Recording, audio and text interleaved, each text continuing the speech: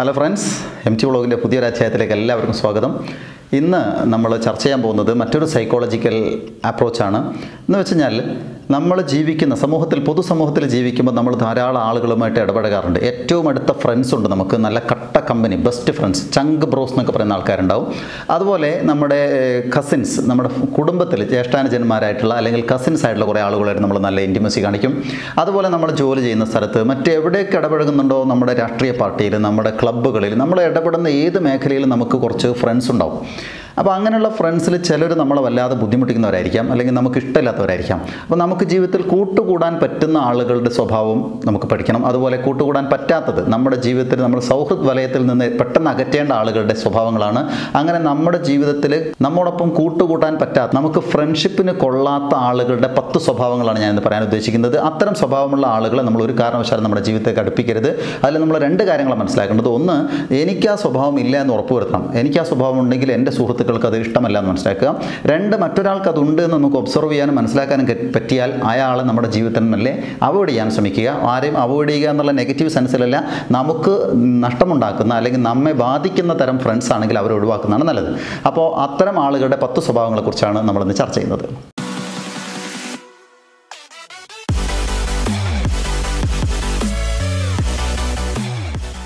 ഒന്നാമത്തത്, നമ്മെ ചൂഷണം ചെയ്ത് ലാഭമുണ്ടാക്കുന്നു എന്ന് നമുക്ക് തോന്നിയാൽ അത്തരം ആളുകളെ നമ്മൾ കൈവടിയണം. ഉദാഹരണം പറഞ്ഞാൽ, നമ്മുടെ കൂടെ ഫ്രണ്ടായിട്ട് നടക്കുകയും എല്ലാ കാലത്തും നമ്മളിൽ നിന്ന് എന്തെങ്കിലും ലാഭം അവർക്ക് കിട്ടിക്കൊണ്ടിരിക്കാൻ വേണ്ടി ശ്രമിക്കുക. എന്ന് പറഞ്ഞാൽ ചെറിയ ചെറിയ ലാഭം മുതൽ വലുത്, നമ്മുടെ കയ്യിൽ എന്തെങ്കിലും ഒരു ആസ്തി, ഒരു സ്വത്ത് നമുക്കുണ്ടെങ്കിൽ, എനിക്കൊരു കാറുണ്ടെങ്കിൽ ആ കാർ സ്ഥിരമായിട്ട് ഉപയോഗിക്കാൻ ഇടയ്ക്കിടയ്ക്ക് കൊണ്ടുപോകുക, അല്ലെങ്കിൽ അവൻ്റെ ആവശ്യത്തിന് പോകുമ്പോൾ എന്നെ കൂട്ടിയിട്ട് പോവുക, അല്ലെങ്കിൽ ഇടയ്ക്കിടയ്ക്ക് താക്കോൽ വെച്ചിട്ട് വണ്ടി എടുത്ത് പോവുക. ഒരിക്കൽ പോലും അവൻ്റെ നമുക്ക് കിട്ടുന്നില്ല. ഇനി നമ്മുടെ കൂടെ ചായ കുടിക്കാൻ കയറുകയാണെങ്കിൽ എന്ന് ചായ കുടിച്ച് കഴിഞ്ഞാൽ ക്യാഷ് എന്നെ കൊണ്ട് കൊടുപ്പിക്കുക, അയാൾ കൊടുക്കാതിരിക്കുക. ഇനി നമ്മുടെ കയ്യിൽ പേന ഉണ്ടെങ്കിൽ ചെറിയ പേന മുതൽ അങ്ങോട്ട് തുടങ്ങിയിട്ട് സാമ്പത്തികമാണെങ്കിൽ പോലും നമ്മുടെ കയ്യിൽ നിന്ന് എപ്പോഴും അങ്ങോട്ട് ഊറ്റുക മാത്രം ചെയ്യുക. ഇങ്ങോട്ട് ഒരിക്കലും ഇല്ലാത്ത ആളുകളെ സത്യത്തിൽ ഫ്രണ്ടായിട്ട് കൂട്ടാൻ പറ്റില്ല. അങ്ങനെയുള്ള സ്വഭാവമുള്ള ആളുകളെ നമ്മൾ നിർബന്ധമായിട്ടും നമ്മുടെ ലൈഫിൽ നിന്ന്, ഫ്രണ്ട്ഷിപ്പ് വലയത്തിൽ നിന്ന് മെല്ലെ അകറ്റി നിർത്തുന്നതാണ് നല്ലത്. ചൂഷണം ചെയ്ത് ലാഭമുണ്ടാക്കുന്നു എന്ന് നമുക്ക് തോന്നിയാൽ. രണ്ടാമത്തെ വിഭാഗം ആളുകൾ, അവർ കുറച്ചുകൂടെ ഡേഞ്ചറസ് ആണ്. എന്ന് പറഞ്ഞാൽ നമ്മളെ വല്ലാതെ കളിയാക്കുന്ന, നമ്മളെ മാത്രമല്ല അവരുടെ സ്വഭാവം നമ്മൾ ഒബ്സർവ് ചെയ്യും, അവർ നമ്മളെയോ മറ്റുള്ളവരെയോ കളിയാക്കുക, വേദനിക്കുന്ന രീതിയിൽ കളിയാക്കുക. സാധാരണ ഇതിൽ ഫ്രണ്ട്ഷിപ്പ് പോലെ നല്ല രീതിയിൽ കളിയാക്കലൊക്കെ ഉണ്ടാവും. പക്ഷേ കളിയാക്കുക എന്ന് പറയുമ്പോൾ നമ്മൾ മനസ്സിലാക്കേണ്ടത്, അവർ ചെയ്യുന്നത് പ്രത്യേകിച്ച് നമ്മുടെ ആകാര വടിവുമായി ബന്ധപ്പെട്ട്, ശരീരത്തിൻ്റെ പ്രകൃതവുമായി ബന്ധപ്പെട്ട കാര്യങ്ങൾ ചേർത്തിട്ട് നമ്മളെ കളിയാക്കുന്നുണ്ടെങ്കിൽ, അല്ലെങ്കിൽ മറ്റുള്ളവർ അങ്ങനെ കളിയാക്കുന്നുണ്ടെങ്കിൽ അവരെ ജീവിതത്തിൽ വിശ്വസിക്കാൻ കൊള്ളില്ല, അല്ലെങ്കിൽ അവർ നമുക്ക് സുഹൃത്തായിട്ട് കൂട്ടാൻ പറ്റില്ല.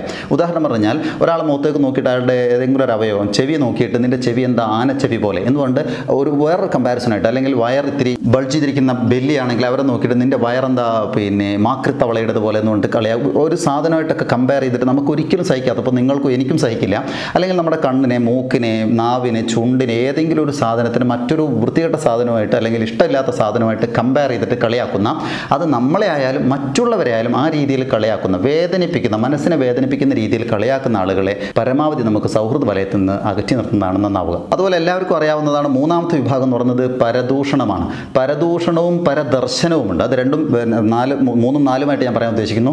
പരദൂഷണം എന്ന് പറയുന്ന സത്യത്തിൽ നമുക്കറിയാവുന്നതുപോലെ നമ്മളോട് സംസാരിക്കുമ്പോഴൊക്കെ മറ്റുള്ളവരുടെ കുറേ കാര്യങ്ങളാണ് നമ്മളോട് സംസാരിച്ചിരിക്കുന്നത്. അവൻ അങ്ങനെയാണ്, അവൾ ഇങ്ങനെയാണ്, ഇവൻ ഇങ്ങനെ പെരുമാറി, മറ്റവൻ ശരിയല്ല, ഇവൻ ശരിയല്ല എന്ന് മറ്റുള്ളവരുടെ കാര്യങ്ങൾ ഗോസിപ്പായിട്ട് നമ്മുടെ അടുത്ത് ഇങ്ങനെ പറഞ്ഞുകൊണ്ടിരിക്കുന്ന ഒരു സ്വഭാവം കാണിക്കുന്നുണ്ടെങ്കിൽ ഉറപ്പിക്കാവുന്ന ഒരു കാര്യം എന്ന് പറയുന്നത്, നാളെ നമ്മുടെ അടുത്ത് നിന്ന് മാറി മറ്റൊരാളോട് സംസാരിക്കുമ്പോൾ നമ്മുടെ കുറ്റമാണ് പറഞ്ഞുകൊണ്ടിരിക്കുന്നുണ്ടാവുക, നമ്മുടെ മോശത്തരങ്ങളാണ് പറയുക. പ്രത്യേകിച്ച് അടുത്ത ഫ്രണ്ട്സ് ആകുമ്പോൾ നമ്മളുടെ കുറച്ച്, എല്ലാ ആളുകൾക്കും ചില കുറ്റങ്ങളും കുറവുകളൊക്കെ ഉണ്ടാവും. അങ്ങനെ രഹസ്യമായിട്ട് കൊണ്ടു നടക്കേണ്ട കുറ്റവും കുറവും അറിയുന്ന ആളുകൾ പോലും അത് പരസ്യപ്പെടുന്ന രീതിയിലേക്ക് പോകുന്നത് കൊണ്ട് പരദൂഷണം പറയുന്ന ആളാണെന്ന് ബോധ്യപ്പെട്ടാൽ അയാളെ, മറ്റുള്ളവരുടെ വിവരങ്ങൾ നമുക്ക് കിട്ടുമല്ലോ എന്ന് കരുതിയിട്ട് കൂടെ കൂട്ടുകയല്ല ചെയ്യേണ്ടത്. അത്തരം ആളുകളെ അവോയ്ഡ് ചെയ്യുന്നതാണ് എപ്പോഴും നന്നാവുക. അതേപോലെ തന്നെ പറയാവുന്നതാണ്, പരദൂഷണം പോലെയാണ് പരദർശനം എന്ന് പറയുന്നത്.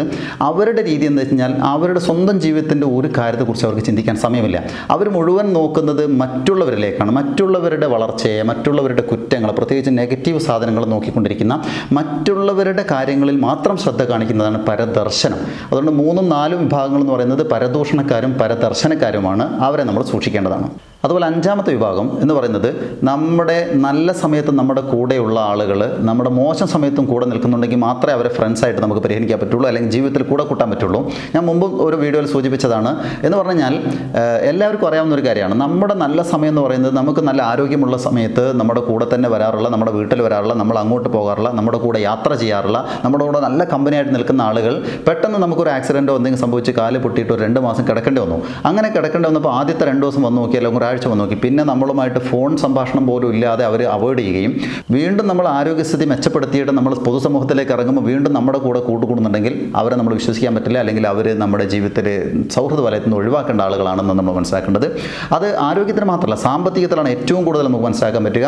നല്ല സാമ്പത്തികമുള്ള സമയത്ത് നമ്മുടെ കൂടെ തന്നെ എപ്പോഴും യാത്രയിലും കാര്യങ്ങൾക്കൊക്കെ ഉണ്ട്. പെട്ടെന്ന് നമ്മുടെ ബിസിനസ്സൊക്കെ പൊളിഞ്ഞു പോയി, പിന്നെ പ്രശ്നമായി, സാമ്പത്തികം ഇല്ലാതാവുന്ന ഒരു അവസ്ഥ വരികയും അങ്ങനെ സാമ്പത്തികം ഇല്ലാതാവുന്ന സമയത്ത് നമ്മുടെ കൂടെ വരാതിരിക്കുക, അല്ലെങ്കിൽ നമ്മുടെ മൈൻഡ് ചെയ്യാതിരിക്കുകയും ചെയ്യുന്നുണ്ടെങ്കിൽ വീണ്ടും നമ്മൾ സാമ്പത്തികമായി അഭിവൃദ്ധി പ്രാപിക്കുന്ന ഒരു കാലം വരുമ്പോൾ നേരത്തെ നമ്മൾ അവോയ്ഡ് ചെയ്ത ആളുകളെ ഒഴിവാക്കുന്നതാണ് ഏറ്റവും ഉചിതം എന്ന് നമ്മൾ മനസ്സിലാക്കേണ്ടിയിരിക്കുന്നു. അതുപോലെ ആറാമത്തെ വിഭാഗം, അവരെ നമ്മൾ അസന്തുഷ്ടരാണ്, അല്ലെങ്കിൽ അൺഹാപ്പി പീപ്പിൾ എന്ന് പറയാം. ഒരിക്കലും സന്തോഷം കാണിക്കാതെ നമ്മുടെ കൂടെ നിൽക്കുന്ന ആളുകളുണ്ടാവും, എപ്പോഴും നമ്മുടെ കൂടെ ഉണ്ട്. നമുക്കൊക്കെ സങ്കടം വരാം, സന്തോഷം വരാം, ഒക്കെ വരാം. അതൊക്കെ ആളുകളുടെ ജീവിത പ്രകൃതമാണ്. എന്ത് കിട്ടിയാലും സന്തോഷമില്ലാത്ത, എത്ര കിട്ടിയാലും സന്തോഷമില്ല, സാമ്പത്തികം കിട്ടിയാലും സന്തോഷമില്ല. ഇനി നമുക്കിപ്പോൾ ചിലർക്ക് നല്ല വിശക്കുന്ന സമയത്ത് നല്ല ഇഷ്ടപ്പെട്ട ഫുഡ് കിട്ടിയാൽ അതിൻ്റെ ഒരു സന്തോഷം ഉണ്ടാവും, ഇഷ്ടപ്പെട്ട സ്ഥലത്തേക്ക് യാത്ര ചെയ്താൽ അതിൻ്റെ സന്തോഷം ഉണ്ടാവും, അറിയാതെ കുറച്ച് ക്യാഷ് കിട്ടിയാൽ അതിൻ്റെ സന്തോഷം ഉണ്ടാവും, അല്ലെങ്കിൽ അങ്ങനെ ഏതെങ്കിലും നമുക്ക് സന്തോഷിക്കാൻ പറ്റുന്ന ധാരാളം വഴികളുണ്ട്.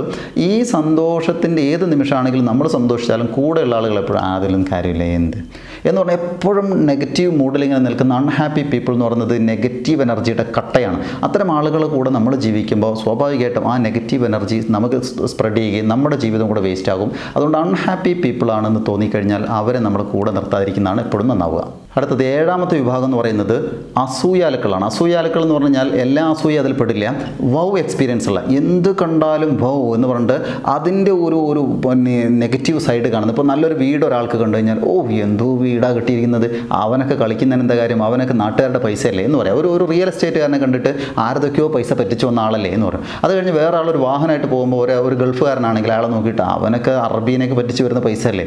ഇനി വേറെ എന്തെങ്കിലും ഒരു ഉദ്യോഗസ്ഥനൊരു വാഹനം വാങ്ങിച്ചാൽ അല്ലെങ്കിൽ ഒരു വീട് വെച്ച് കഴിഞ്ഞാൽ അതൊക്കെ സർക്കാരിൻ്റെ പൈസയും അതുപോലെ നാട്ടുകാരുടെ കൈക്കൂലി വാങ്ങുന്നതല്ലേ എന്ന് പറയുന്ന, എന്ത് കണ്ടാലും നെഗറ്റീവ് സ്വരത്തിൽ വൗ എക്സ്പീരിയൻസ് കാണിക്കുന്ന അസൂയാലുക്കളുണ്ട്. അത്തരം ആളുകളെ നമ്മൾ ജീവിതത്തിന് അകറ്റണം. അപ്പോൾ അതിലെനിക്ക് ഒരു കാര്യം സൂചിപ്പിക്കാനുള്ളതെന്ന് പറഞ്ഞാൽ, ഞാൻ ഈ പറയുന്ന ഏത് സ്വഭാവമാണെങ്കിലും ആ സ്വഭാവങ്ങളൊക്കെ ആളുകളുടെ മനസ്സിലുണ്ടാകും. പരദൂഷണം പറയാത്ത ആളുകളുണ്ടാവില്ല, കുറ്റം പറയാത്ത ആളുകളുണ്ടാവില്ല, അസൂയില്ലാത്ത ആളുകളുണ്ടാവില്ല. പക്ഷേ അതല്ല ഉദ്ദേശിക്കുന്നത്. കൃത്യമായിട്ട് മനസ്സിലാക്കേണ്ടത് ഒരാളുടെ നേച്ചർ മുഴുവനായിട്ട് അങ്ങനെയാണ്. ഇപ്പോൾ കുറ്റം പറയുന്ന ഒരാൾ ആരെക്കുറിച്ച് കുറ്റമാണ് പറയുന്നത്, അയാളെക്കുറിച്ചും കുറ്റം, ഇയാളെക്കുറിച്ചും കുറ്റം, മറ്റേയാളെക്കുറിച്ചും കുറ്റം. നമ്മൾ ആരെക്കുറിച്ച് നമ്മളോട് സംസാരിക്കുമ്പോഴൊക്കെ നെഗറ്റീവ് ആണെങ്കിൽ അങ്ങനെയുള്ള ആളുകളാണ് ശ്രദ്ധിക്കേണ്ടത്. അതുപോലെ അസൂയൊക്കെ പറഞ്ഞു കഴിഞ്ഞാൽ അയാളുടെ നേച്ചറേ അങ്ങനെ ആയിരിക്കണം. അല്ലാതെ എപ്പോഴെങ്കിലും ഒരു പരദൂഷണം ആരെങ്കിലും കുറിച്ച് ഒരു ജെന്യൂനായിട്ട് അയാളുടെ ഒരു കുറ്റം നമ്മളോട് പറഞ്ഞാൽ അത് നമ്മൾ അതിൻ്റെ പേരിൽ ഒരാൾ അവോയ്ഡ് ചെയ്യുകയോ മറ്റു ചെയ്യേണ്ട കാര്യമില്ല. ആളുകളുടെ ഒരു പൊതു നേച്ചർ അതാണോ അല്ലേ എന്ന് മനസ്സിലാക്കേണ്ടിയിരിക്കുന്നു. എട്ടാമത്തെ വിഭാഗം എന്ന് പറയുന്നത് ശരിക്കും പറഞ്ഞു കഴിഞ്ഞാൽ ടൈം വേസ്റ്റേഴ്സ്. അത് ശരിക്കും നമുക്ക് മനസ്സിലാവും. ശരിക്കും വണ്ടിയും വലയെന്നൊക്കെയാണ് ഒരു നാടൻ പ്രയോഗമുള്ളത്. എന്ന് പറഞ്ഞാൽ ആരുടെങ്കിലും കൂടെ ഒന്ന് പെട്ട് കഴിഞ്ഞാൽ അയാൾ നമ്മുടെ ഒരു നല്ല കാര്യം സംസാരിക്കാനോ നല്ല കാര്യം ഇടപെടാനോ നല്ല കാര്യം പ്ലാൻ ചെയ്യാനോ വേണ്ടി അയാളോട് സംസാരിക്കുകയാണെങ്കിൽ അയാൾ അതൊക്കെ കൂടെ നെഗറ്റീവ് ആക്കുകയും, പക്ഷേ നമ്മുടെ സമയം 1-2 മണിക്കൂറൊക്കെ വെറുതെ വേസ്റ്റ് ആക്കും. വെറുതെ തമാശ പറഞ്ഞിട്ട്, തമാശ പറഞ്ഞ ഒരു ഹ്യൂമർ സെൻസിലുള്ള തമാശ ഒന്നുമല്ല, സമയമില്ലാതെ നമുക്ക് പോകാം, ആ പരിപാടിക്ക് പോകുന്ന പറയുമ്പോൾ 1 മിനിറ്റ് കാത്തിരിക്കുന്നുണ്ട്, വെറുതെ കുറച്ച് സമയം കളഞ്ഞു, അവസാനം അന്നത്തെ ദിവസമേ നമുക്ക് നശിച്ചു പോകും. അല്ലെങ്കിൽ നമ്മൾ പ്ലാൻ ചെയ്ത ഒരു കാര്യം നടത്താത്ത രീതിയിൽ ടൈം വേസ്റ്റേഴ്സ് ആയിട്ടുള്ള കുറേ ആളുകളുണ്ട്.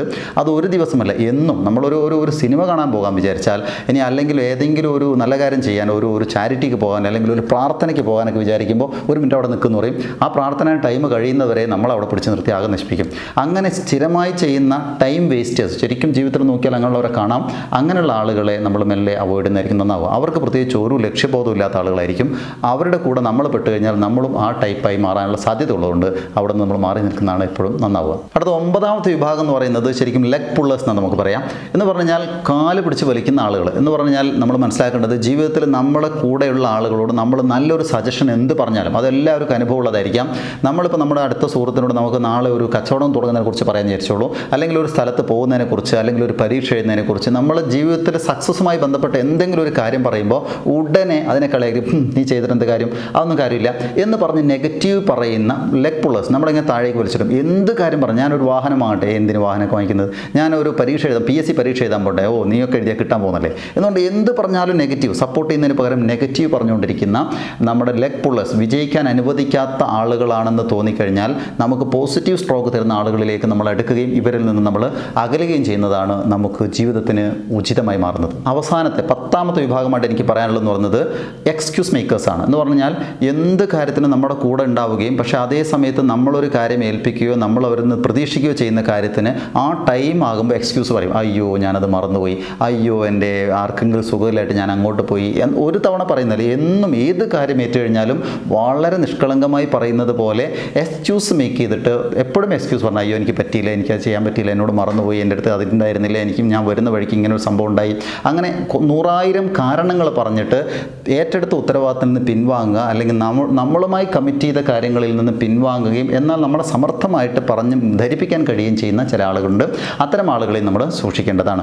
അപ്പോൾ ശ്രദ്ധിക്കുക, ഈ 10 വിഭാഗം ആളുകളെ നമ്മുടെ ജീവിതത്തിൻ്റെ കൂടെ ഉണ്ട് എങ്കിൽ അവരിൽ നിന്ന് ഏതെങ്കിലും വിഭാഗം ആളുകളുണ്ടെങ്കിൽ അവരുടെ സ്ഥിരം സ്വഭാവം അതാണെങ്കിൽ മാത്രം അവരുമായിട്ടുള്ള അകലച്ച പാലിക്കുന്ന നന്നായിരിക്കും. ഇത്തരം സ്വഭാവം ഇല്ലാത്ത ആളുകളെ ജീവിതത്തിലേക്ക് അടുപ്പിക്കുക. കാരണം നമുക്ക് സ്ഥിരമായിട്ട് സ്വന്തം നാട്ടിൽ വളർന്നു വന്ന നാട്ടിലെ സുഹൃത്തുക്കൾ മാത്രമല്ല, നമ്മളെന്നും സുഹൃത്ത് വലയങ്ങൾ ഇങ്ങനെ വലുതായിക്കൊണ്ടേയിരിക്കുകയാണ്. അങ്ങനെ പോകുന്ന, ജോലി ചെയ്യുന്ന, നാട്ടിൽ പോകുന്ന, എവിടെ പഠിക്കാൻ പോകുന്നത്, എവിടെ പോകുമ്പോൾ അവിടെയൊക്കെ നമുക്ക് ഫ്രണ്ട്സ് ഉണ്ടാവും. അപ്പോൾ അവിടെ ഉണ്ടാകുന്ന ഫ്രണ്ട്സിനെ നമ്മൾ ആദ്യമേ നോക്കി കണ്ടു കഴിഞ്ഞാൽ നമ്മുടെ ജീവിതത്തിന് സക്സസ് ഉണ്ടാകും. നമ്മുടെ വിജയം എന്ന് പറയുന്നത് ഫാമിലി പോലെ തന്നെ ഫ്രണ്ട്സാണ് നമ്മളെ അത് തീരുമാനിക്കുന്നത്, മനസ്സിലാക്കാം. അതുപോലെ മറ്റൊരു പ്രധാനപ്പെട്ട കാര്യം പറയാനുള്ളതെന്ന് പറഞ്ഞാൽ എൻ്റെ ചാനൽ MT വ്ളോഗ് എന്ന ചാനലിൽ ഞാൻ മാത്രമല്ല പല ആളുകളും വീഡിയോ ചെയ്തിരുന്നു. നിലവിൽ വീഡിയോ ചെയ്ത എല്ലാ ആളുകളും സ്വന്തമായിട്ട് ചാനൽ തുടങ്ങിയിട്ടുണ്ട്. അതിൽ ആദ്യം എനിക്ക് വീഡിയോ എൻ്റെ കൂടെ ചെയ്തിരുന്നത് ബിഷർ ആയിരുന്നു. ആ ബിഷർ ടോക്ക് എന്ന് പറഞ്ഞൊരു ചാനൽ തുടങ്ങിയിട്ടുണ്ട്. നല്ല വീഡിയോസ് അതിൽ അപ്ലോഡ് ചെയ്തിട്ടുണ്ട്. ആ ചാനലിൻ്റെ ലിങ്ക് ഞാൻ എൻ്റെ ഡിസ്ക്രിപ്ഷനിൽ തന്നിട്ടുണ്ട്. അതെടുത്ത് നിങ്ങളൊന്ന് വ്യൂ ചെയ്യുക, സബ്സ്ക്രൈബ് ചെയ്യുക, ബെൽ ഐക്കൺ അമർത്തി വെക്കണം. അതുപോലെ തന്നെ എൻ്റെ ചാനൽ വീഡിയോ ചെയ്തിരുന്ന മുസ്തഫ വയനാട് എന്ന് പറയുന്ന ആളുടെ സ്വന്തമായിട്ട് ചാനലുണ്ട്, മിൻ TV എന്നുണ്ട്. അതിൻ്റെ ലിങ്കും ഞാൻ തന്നിട്ടുണ്ട്. വളരെ പ്രധാനപ്പെട്ടെന്ന് പറയുന്നത് ഞാൻ അടങ്ങുന്ന ഒരു 10-25 ട്രെയിനർമാരുടെ ഒരു കൂട്ടായ്മയുണ്ട്, IGC. അങ്ങനെ IGC ലൈവ് എന്ന് പറഞ്ഞിട്ട് പ്രധാനപ്പെട്ട ഒരു ചാനൽ സ്റ്റാർട്ട് ചെയ്തിട്ടുണ്ട്. അതിൻ്റെ ലിങ്കും തന്നിട്ടുണ്ട്. നിങ്ങളതിൽ പോയിട്ട് ലൈക്ക് ചെയ്യണം, അതുപോലെ അത് സബ്സ്ക്രൈബ് ചെയ്യണം, ബെൽ ഐക്കൺ അമർത്തി വെക്കണം. അങ്ങനെയാണെങ്കിൽ നിങ്ങൾക്ക് ധാരാളം ഇന്നോവേറ്റീവായിട്ടുള്ള ഐഡിയകളും വ്യത്യസ്ത വിഷയങ്ങളെക്കുറിച്ചുള്ള ടോക്കുകളും കിട്ടും. നിങ്ങൾ ഈ ചാനലിൽ നിന്ന് ആദ്യമായിട്ടാണ് ഒരു വീഡിയോ കാണുന്നതെങ്കിൽ സബ്സ്ക്രൈബ് ബട്ടൺ ചുവന്ന അക്ഷരത്തിലുണ്ടെങ്കിൽ അതൊന്ന് സബ്സ്ക്രൈബ് ചെയ്യുക, തൊട്ടടുത്ത് ബെൽ ഐക്കൺ അമർത്തുക. ഞാൻ നേരത്തെ അപ്ലോഡ് ചെയ്ത 2 വീഡിയോ ഞാൻ സ്ക്രീനിൻ്റെ എൻഡിൽ കാണിക്കുന്നു, അതുകൂടെ നിങ്ങൾ കാണുക. ഇഷ്ടപ്പെട്ടാൽ ഷെയർ ചെയ്യുക, ലൈക്ക് ചെയ്യുക. മറ്റൊരു വീഡിയോയിൽ വീണ്ടും കാണാം. അതുവരേക്കും നിർത്തുന്നു. സ്നേഹപൂർവ്വം ഞാൻ മുജീബ്, MT വ്ളോഗ്.